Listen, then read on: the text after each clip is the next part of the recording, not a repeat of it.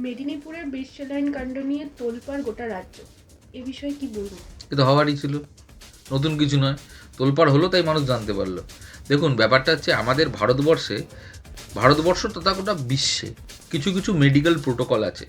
WHO মানে world health organisation, তার কিছু প্রোটোকল আছে এবং সেই প্রোটোকল মেনে আমাদের কিছু গাইডলাইন্স প্রত্যেক কটা স্টেট বা প্রত্যেক কটা কান্ট্রি যারা সিগনেটারি অথরিটি তারা সই করে এবং সেই গাইডলাইনগুলো মেনে চলতে হয়। যেরকম আমেরিকাতে ড্রাগস রেগুলেশন অথরিটি আছে FDA, সেরকম ভারতবর্ষতেও আছে ড্রাগ রেগুলেটিং এজেন্সি, যারা এই বিভিন্ন ওষুধ, হ্যাঁ, সেটা রেগুলেশন, হ্যাঁ, সেগুলোকে দেখে। এবং এটা এটা এটা আমাদের ভারতবর্ষের যে সেন্ট্রাল গাইডলাইন আছে, গাইডলাইন অনুযায়ী আমাদের ক্লিনিক্যাল যে এস্টাবলিশমেন্ট, মানে আমাদের ভারতবর্ষের যত হসপিটাল, নার্সিংহোম, ডায়াগনস্টিক সেন্টার, এদের প্রতিও একটা প্রোটোকল আছে যেটা মেনে চলতে হয়। এবার এই ক্লিনিক্যাল এস্টাবলিশমেন্ট রেগুলেটরি কমিশন, যেটা সেন্ট্রাল অ্যাক্ট, সেটার ওপরে বেস করে প্রত্যেক কটি স্টেট তারা নিজেদের আন্ডারে একটা clinical establishment regulatory commission form করেছেন। যেরকম পশ্চিমবঙ্গে আছে West Bengal clinical establishment regulatory commission. এবার এই ক্লিনিক্যাল এস্টাবলিশমেন্ট রেগুলেটরি কমিশনের কাজ কী? ক্লিনিক্যাল এস্টাবলিশমেন্ট রেগুলেটরি কমিশনের কাজ হচ্ছে দেখা যে প্রত্যেক কটি ক্লিনিক্যাল এস্টাবলিশমেন্ট তারা এই প্রোটোকলগুলি মানছেন কি মানছেন না। দুর্ভাগ্যজনকভাবে আমি একাধিকবার মামলা করেছি বা আমি বিভিন্ন অর্ডার দেখেছি clinical West Bengal regulatory commission, মানে এনারা এতটাই, মানে কি বলবো, মানে এনাদের কাছে গুরুত্বটা খুব কম প্রোটোকলের। আমি কিছু জাজমেন্ট আমি সাইট করে দেখিয়েও দিতে পারি, যেগুলোর এগেনস্টে অবশ্যই অ্যাপিলে মানে হাইকোর্টে এসছে রিট পিটিশনে।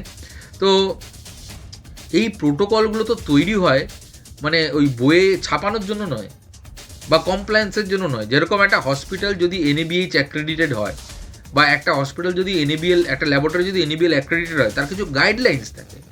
একটা সংস্থা যে কোনো ওষুধ তৈরি করছে, সে যখন অ্যাক্রেডিশন সার্টিফিকেট থাকে ড্রাগ অথরিটি অফ ইন্ডিয়া থেকে, তখন তার কিছু গাইডলাইন্স থাকে, কিছু প্রোটোকল থাকে, সেগুলো মেনে তাকে তৈরি করতে হয়।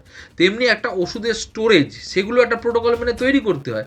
তো এই যে গাইডলাইনগুলো মেনে যে হসপিটাল, নার্সিংহোম, ক্লিনিক বা ওষুধের ফ্যাক্টরি এগুলো যেগুলো তৈরি হয়, তো এই গাইডলাইনগুলো তো খাতায় লেখার জন্য নয় বা পয়সা দিয়ে এই লাইসেন্সগুলো পাওয়ার জন্য নয়, এগুলোকে দেখতে হয়। আর এইগুলোকে চেক অ্যান্ড ব্যালেন্স কে করবে? পশ্চিমবঙ্গে করবে West Bengal clinical regulatory commission. সেখানে এই কমিশনের কাছে গিয়ে যখন আমি গিয়ে বলছি যে দেখুন জজ সাহেব, যে এই জিনিসগুলো যে প্রোটোকলগুলো ভায়োলেট হচ্ছে, আপনি কি বলবেন? উনি এতটাই ক্যাজুয়াল অ্যাপ্রোচ ওনাদের, এই West Bengal clinical regulatory commission, ওনারা বলছেন আচ্ছা ঠিক আছে, ওটা ঠিক আছে, প্রোটোকল ভায়োলেট হয়েছে, কোনো অসুবিধা নেই, আমরা একটা 10,000 টাকার কম্পেনসেশন দিচ্ছি। এই সেলাইন কাণ্ড নিয়ে আমি মামলা করেছিলাম। আমি তখনও কমিশনকে বলেছিলাম যে আপনি যদি চেক অ্যান্ড ব্যালেন্স না করেন তাহলে ভবিষ্যতে প্রচুর লোক মারা যাবে। আমার কথা শোনা হয়নি। আজকেই আমি মামলা করলাম ক্লিনিক্যাল কমিশনে।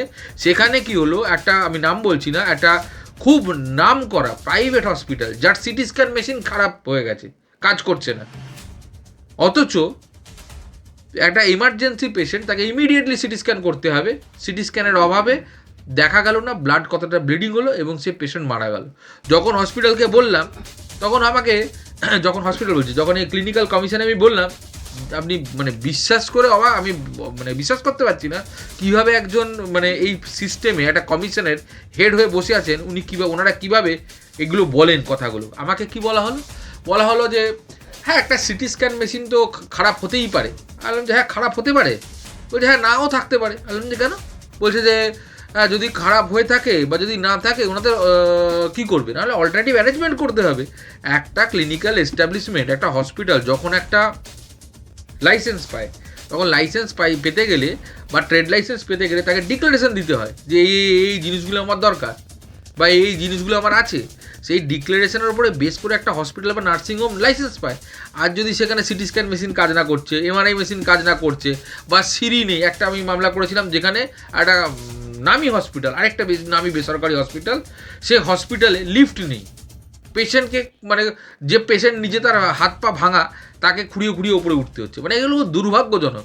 সেখানে কমিশনের কি অবজারভেশন হয়, একটা ছোট কম্পেনসেশন, বা কি বলছে কমিশন, বলছে যে না অল্টারনেটিভ অ্যারেঞ্জমেন্ট তো করেছেন ওই উল্টো দিকের হসপিটালে। আরে উল্টো দিকের হসপিটালে অল্টারনেটিভ অ্যারেঞ্জমেন্ট করেছেন, এটা কোনো কথা হলো? একটা ইমার্জেন্সি সার্ভিসেস এটা বলতে পারে দাদা এটা এরকম হয় যে কালকে যদি একটা প্লেন তার ইঞ্জিন খারাপ হয়ে যায়, বলে হ্যাঁ আমরা তো অল্টারনেটিভ অ্যারেঞ্জমেন্ট করেছি, প্লেন থেকে ঝাঁপ মারুন, নিচে পড়লো সবাই মরে গেল। আরে আমাকে তো ঝাঁপ মারার জন্য প্যারাশুটটা দিতে হবে, আমি তো আর প্লেনের দরজা খুলে ঝাঁপ মারবো না। তো এইরকম বোকা বোকা লজিক এই কমিশনে বসে কেন দিচ্ছে? কারণ এরাও চায় এই প্রাইভেট হসপিটালগুলোকে সেফগার্ড করতে। কোথাও না কোথাও এখানে একটা মানে আমার মনে হয় ইল মোটিভ বা ইল ইন্টেনশন ডেফিনেটলি জড়িত আছে, যেটা কারণই আজকে এগুলো হচ্ছে।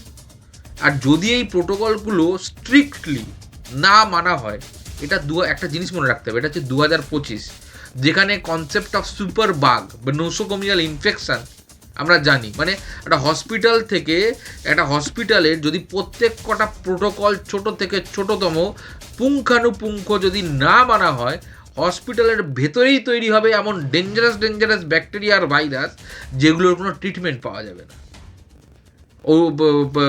একটা এক্সাম্পল তো আমরা রিসেন্ট দেখলাম, কোভিড, কত মানুষ মারা গেল।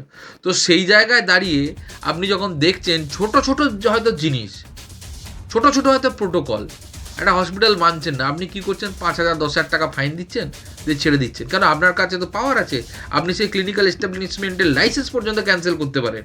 আপনি করে দেখান 10টা লাইসেন্স, কালকে থেকে দেখবেন সব নর্মালাইজ হয়ে যাবে। আর জীবনে কোনো দিন এরকম ইললিগাল স্যালাইন বা এরকম ইললিগাল রিঙ্গাল ল্যাকটেট পাওয়া যাবে না।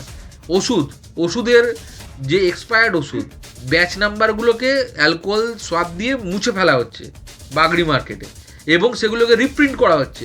সেই এক্সপায়ার্ড ওষুধে নতুন করে ম্যানুফ্যাকচারিং ডেট লেগে যাচ্ছে, নতুন করে এক্সপায়ারি ডেট লেগে যাচ্ছে।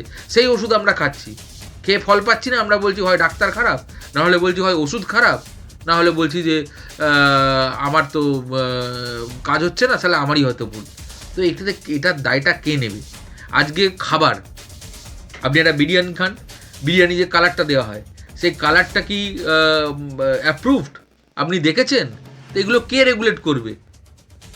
এগুলো তো রেগুলেটরি অথরিটি আছে, বডি আছে, এগুলোকে যদি রেগুলেট না করা হয়, আমরা দুধের সঙ্গে বিষ খাচ্ছি, খাবারের সঙ্গে বিষ খাচ্ছি, ওষুধের সঙ্গে বিষ খাচ্ছি, তাহলে আমরা করবোটা কি?